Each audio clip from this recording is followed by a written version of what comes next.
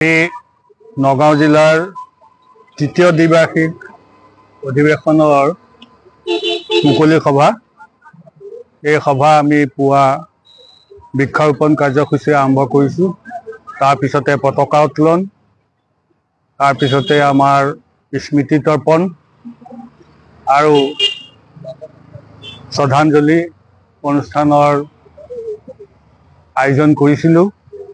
আৰু পৰৱৰ্তী পৰ্যায়ত 11 বজাৰ পৰা আমাৰ মুকলি সভা তথা অধিৱেশনৰ মূল কাৰ্যসূচী আৰম্ভ কৰা হৈছে। এই সভাত নগাঁও জিলাৰ উপায়ুক্ত মহোদয় শ্ৰদ্ধা নৰেন্দ্ৰ কুমাৰ চাহ ডাঙৰীয়াই সভা উদ্বোধন কৰিছে। ইয়াৰ পৰৱৰ্তী পৰ্যায়ত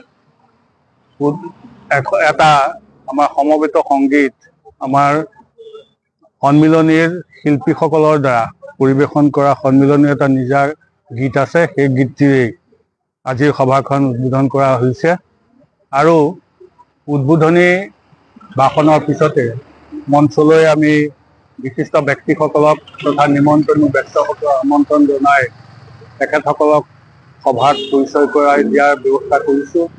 তেখেতসকললৈ আমাৰ শ্ৰদ্ধা নিবেদন কৰি গামোচা আদিৰে তেখেতসকলক সম্ভাষণ জনাইছোঁ। ইতিমধ্যে আমাৰ পৰৱৰ্তী কাৰ্যসূচী তথা সম্পাদকীয় প্ৰতিবেদন, আমাৰ অনুষ্ঠানৰ আয় ব্যয়ৰ হিচাপ, পৰীক্ষিত হিচাপ পাঠ কৰা হৈছে। লগতে বৰ্তমান আমাৰ বিশিষ্ট অতিথি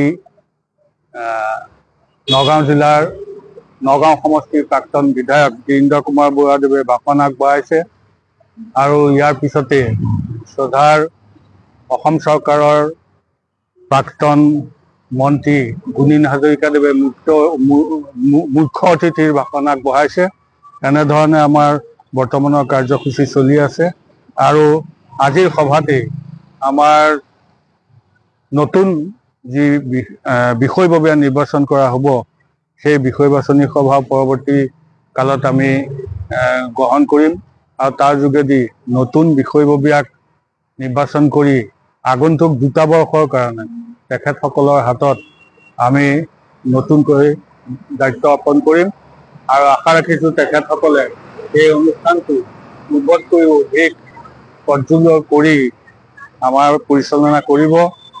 অসম জ্যেষ্ঠ নাগৰিক সন্মিলনৰ শাখা তথা জিলা সমিতি হিচাপে এই নগাঁও জিলাৰ জ্যেষ্ঠ নাগৰিক সন্মিলনৰ ইতিমধ্যে 6টা বৰ্ষ অতিক্ৰম কৰিছে।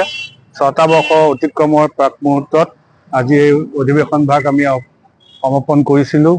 আৰু আমাৰ যি সংগী আছে, 8টা শাখা আছে, সেই 8টা সখীৰ সংগীসকলক লৈ মুকলি অধিৱেশন আহ্বান কৰিছোঁ।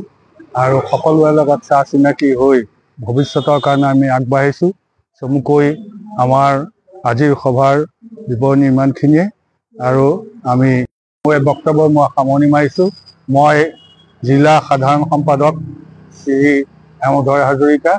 গত 6টা বছৰে সভাপতি প্ৰেমেশ্বৰ দাসদেৱৰ সমন্বিতে আমি কাৰ্যনিৰ্বাহ কৰি আহিছোঁ।